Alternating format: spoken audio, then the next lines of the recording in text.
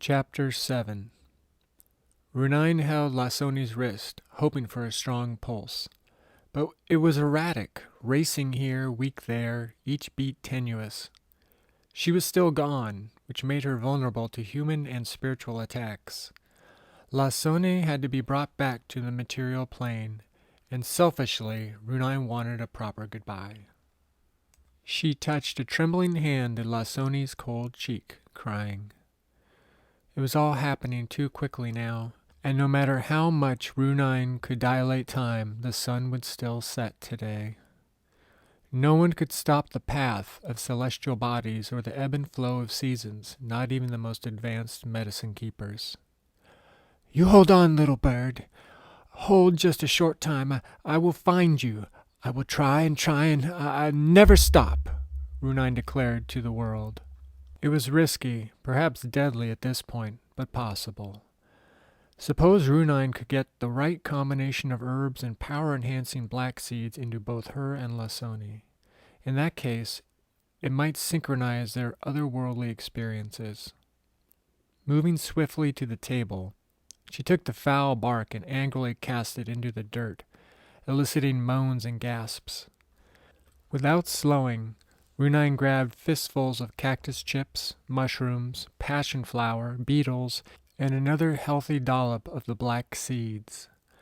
Dumping it all into a big wooden bowl, she poured in water and swirled.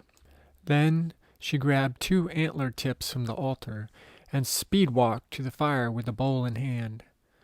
Setting the bowl on the straw-covered floor, she used the antler tips to retrieve a hot stone from the fire ring. Letting it plop into the medicine bowl, the water boiled briefly. A few rocks later, the infusion was done. Shooting paranoid glances at the rapt gaggle of onlookers, Runine searched for some sort of filter.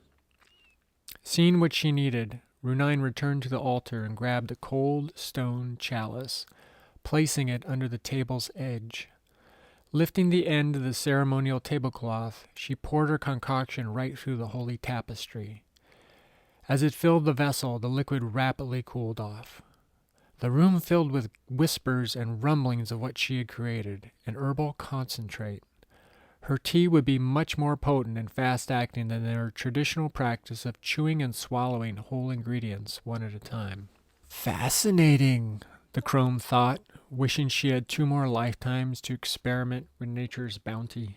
Grasping the cup gingerly, Runine rushed to Lasone, blowing on the liquid as she jogged. Opening Lasone's compliant jaw, she once again formed a funnel. Tilting her head back gently, Runine cautiously poured the medicine down Lasone's throat. "Please, no choke," she begged Lasone and the gods. Runine hoped it was enough, but regardless, now it was her turn. She gulped her half, making sure not to breathe through her nose. Bluish-green streams of the mystical sludge ran down her chin, drizzling the curves of her pearl-white painted breasts. Wisely stopping before she threw up, Runine dropped the cup and wiped her tingling mouth with a blood-encrusted forearm. Moving behind Lasone, she rested her forehead against the back of the girl's skull. She cradled Lasone's temples with her shaky, weathered hands. As she did, her fingers ruffled the feathers and sacred objects Runine had collected during Lasone's training. Constructed from their shared history and memories, the ceremonial headgear would link the 2 women. Just touching it pushed Runine into a deep meditative state. She closed her eyes and slowed her breathing, her heartbeat.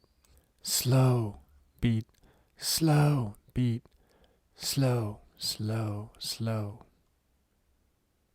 Lasone's pulse was defiantly strong in her temples, her circulation engorged from the medicine. Runine matched Lasone's shallow breathing, the 2 sounding as one. "Now, where you, girl? Show me."